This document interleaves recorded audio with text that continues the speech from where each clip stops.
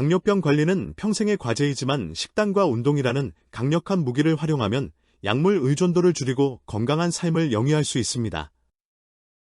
특히 식사 후 혈당이 치솟는 것을 막는 것은 당뇨 관리의 핵심인데, 놀랍게도 아침 식사 후 단 10분의 걷기 운동만으로도 혈당 수치를 현저히 안정화시키고 장기적인 당뇨 합병증 위험을 크게 낮출 수 있습니다. 이 방법은 과학적으로 입증된 사실이며 생활 속에서 가장 쉽게 실천할 수 있는 당뇨 극복 비법입니다. 왜 아침 식사 후 걷기인가? 대부분의 사람들은 하루 중 가장 왕성하게 활동하는 저녁이나 낮에 운동하는 것이 좋다고 생각할 수 있지만, 혈당 관리 측면에서는 식후, 특히 아침 식사 후의 걷기가 가장 중요합니다. 그 이유는 다음과 같습니다.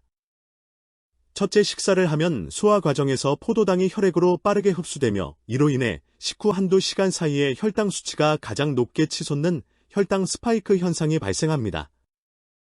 아침 식사 후 이 피크가 오기 직전, 즉 식후 10분에서 30분 사이에 걷기 운동을 시작하면 근육이 혈액 속의 포도당을 에너지원으로 끌어다 사용하면서 혈당이 급격히 오르는 것을 효과적으로 막아줍니다. 둘째, 아침 운동은 인슐린 민감도를 하루 종일 높이는 데 기여합니다. 인슐린 민감도가 높아진다는 것은 우리 몸이 인슐린을 더 효율적으로 사용하여 혈당을 세포 속으로 잘 이동시킨다는 의미이며, 이는 궁극적으로 당뇨의 근본적인 문제 해결에 도움을 줍니다. 셋째, 아침 식사라는 일정한 루틴의 운동을 결합하면 습관화가 쉬워집니다. 먹고 바로 걷기라는 단순한 공식은 꾸준함을 유지하는 데 큰 힘이 되어줍니다. 아침 식사 후 10분 걷기의 핵심 원칙.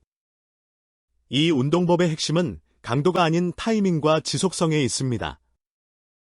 짧고 가벼운 걷기라도 매일 꾸준히 실천하는 것이 중요합니다. 가장 중요한 것은 황금 타이밍을 잡는 것인데, 식후 10분 이내에 걷기를 시작하는 것이 가장 좋습니다. 식사를 마치자마자 바로 준비하여 밖으로 나가는 것을 목표로 하되, 식사량이 많았다면 15에서 20분 후에 시작해도 무방하지만 혈당이 치솟기 전에 근육을 움직이는 것이 중요합니다. 속도는 굳이 숨이 찰 정도로 빠르게 걸을 필요는 없습니다. 옆 사람과 편안하게 대화할 수 있는 정도의 속도, 즉 시속 3-4km 정도의 쾌속 보행이 가장 이상적입니다. 중요한 것은 근육을 사용하여 포도당을 소비하는 것이므로, 너무 느린 걸음은 운동 효과가 미미할 수 있으니 팔을 가볍게 흔들며 약간 빠르게 걷는 느낌을 유지해야 합니다. 걷는 시간은 딱 10분만 집중하는 것이 좋습니다. 10분이라는 짧은 시간은 부담이 적어 지속 가능성이 높으며, 10분 동안은 중간에 멈추지 않고 일정한 속도를 유지하며 걷는 것이 중요합니다. 만약 체력이 허락한다면 15분, 20분으로 점차 시간을 늘려나가는 것은 혈당 관리에 더 큰 도움이 될 것입니다. 걷는 동안 배를 내밀었다 당기는 복식 호흡을 의식적으로 하면 더 좋습니다. 복식 호흡은 산소 공급을 원활하게 하여 지방 연소를 돕고 심폐지구력을 향상시키는 부가적인 효과를 가져오기 때문입니다. 3걸음 들이마시고 4걸음 내쉬는 리듬을 시도해 보는 것을 추천합니다. 장기적인 효과와 성공을 위한 팁. 단순히 혈당 수치만 낮추는 것을 넘어 꾸준한 아침 식후 10분 걷기는 다음과 같은 장기적인 긍정적 효과를 가져옵니다. 활동량을 늘려 칼로리 소모를 촉진하고 내장 지방을 줄여 체중 감량 및 복부 지방 감소에 도움이 되며, 혈액 순환을 개선하여 고혈압, 고지혈증 등 당뇨 합병증의 위험을 낮추는 심혈관 건강 증진 효과도 있습니다. 또한 가벼운 햇볕을 쬐면서 걷는 것은 세로토닌 분비를 촉진하여 우울감 해소 등 정신 건강에도 도움을 줍니다.